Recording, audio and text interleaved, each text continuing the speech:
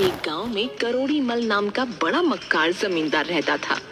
आज सुबह सुबह जब वो अपने खेतों में कुर्सी बिछाए बैठा था कि गांव का एक किसान दीनू उसके पास आकर हाथ जोड़कर खड़ा हो गया। जमींदार बड़ी अकड़ से उससे बोला, सुबह सुबह अपनी मनहूस सूरत दिखाने के लिए क्यों आ गया दीनू? जा यहाँ से। तुझसे एक बार बोल दिया तो बोल दिया। मैं बहुत गरीब आदमी हूँ करोड़ी मल साहब, ये छोटी सी जमीन ही मेरा सहारा है, उसे भी आप ले लोगे तो मैं खत्म ही हो जाऊंगा। तू खत्म हो जाए या मर जाए, मुझे इससे कोई फर्क नहीं पड़ता। पैसे लेते वक्त नहीं सोचा था तूने? जब पैसे देने का नंबर आया तो रोकर दिखा रहा है। मैंने तो आपसे बहुत थोड़ी रकम ली थी जमींदार साहब, मुझे क्या पता था कि आप उस छोटी सी रकम में इतना भारी ब्याज लगाकर मुझसे मेरी पूरी जमीन ही छीन लेंगे। तेरी इस बकवास से कोई फायदा नहीं होने वाला, समझा? तूने सादे कागज पर अंगूठा लगाया है। तयशुदा वक्त पर तूने पैसे नहीं दिए तो तेरी जमीन अब मेरी हुई। चल भाग यहां से। सुबह सुबह सारा मूड खराब कर दिया।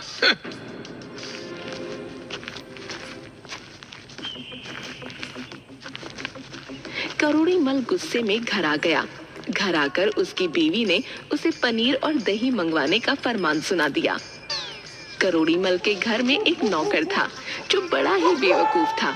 उसकी बेवकूफी की वजह से जमींदार करोड़ी मल उसे भोंदू कहकर बुलाता था। करोड़ी मल चीख चीख कर भोंदू को आवाज लगाने लगा। भोंदू, अरे भोंदू, अरे अब कहां मर गया तू? चीख चीख के मेरा हलक सूख गया, लेकिन तेरे कान है या कोई चूहे का बिल जो मेरी आवाज तो सुन नहीं पा रहा? जमींदार की बात सुनकर भोंदू दौड़ता हुआ आया। जी मालिक, मैं यही तो था। अबे यहाँ के बच्चे कहाँ था है? मैं तुझे कितनी देर से आवाज लगा रहा हूँ। अगर इससे ज्यादा तेज आवाज लगाता तो शायद मेरी आवाज ही चली जाती। गलती हो गया मालिक, मैं दौड़ता हुआ मैं आप ही के पास आ रहा था मालिक। अबे तो आवाज नहीं दे सकता था?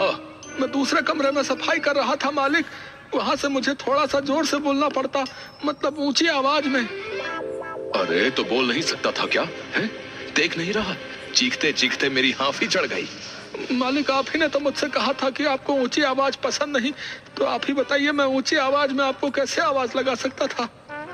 हे भगवान, इसका मैं क्या करूं? तुझसे और ज्यादा बात करूंगा तो मैं पागल हो जाऊंगा। बेवकूफ, बात को समझा कर। मैंने उस वक्त तुझसे कहा था कि मुझे ऊंची आवाज पसंद नहीं। उस वक्त मेरा कहने का मतलब और था। मालिक, मुझे थोड़ा सा समझा दीजिए। जब तक आप मुझे समझाएंगे नहीं मेरी समझ में कैसे आएगा? कहीं ऐसा ना हो तुझे समझाते समझाते किसी दिन मैं ही सब कुछ भूल जाऊं। इतना बोलकर जमींदार ने अपनी जेब से 50-50 के 2 नोट निकालकर भोंदू को देकर कहा, अच्छा ये ले 100, 50 रुपए का दही लेकर और 50 रुपए का पनीर लेकर आ। तेरी छोटी मालकिन ने बोला है कि ताजा पनीर और ताजा दही ही लेकर आना। भोंदू 100 रुपये लेकर बाजार की ओर निकल गया।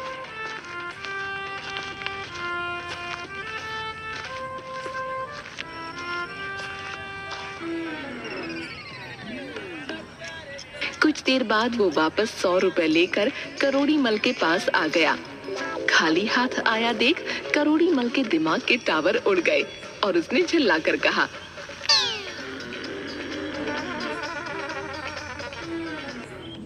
क्या हुआ? खाली हाथ क्यों आया है? पनीर और दही क्यों नहीं लाया? मालिक, दुकान पर ये सामान लेने गया था, लेकिन ये पूछना तो मैं आपसे भूल ही गया कि कौन से 50 का दही लेकर आना है और कौन से 50 का पनीर लेकर आना है। भोंदू की बात सुनकर जमींदार करोड़ी मल अपना सर पीटने लगा और चीखता हुआ बोला, अबे बेवकूफ, किसी भी 50 का पनीर ले आता और किसी भी 50 का दही। थे तो 100 रुपए ही। पता नहीं कौन सा मनहूस दिन था जब तू मेरे घर आया था। अगर तू मेरी बीवी के दहेज में नहीं आता ना तो तुझे धक्के देकर मैं अपने घर से बाहर निकाल देता। करोड़ी मल के चीखने पर उसकी पत्नी मंजूरी वहां आ गई। मंजूरी एक अमीर घराने की औरत थी। अजय, क्या हुआ? क्यों सुबह सुबह इस बेचारे पर चिल्ला रहे हो? इसलिए इसको 50-50 के 2 नोट दिए थे दही और पनीर लाने के लिए। खाली हाथ लौटकर बोल रहा है कि किस नोट का दही लाऊं और किस नोट का पनीर।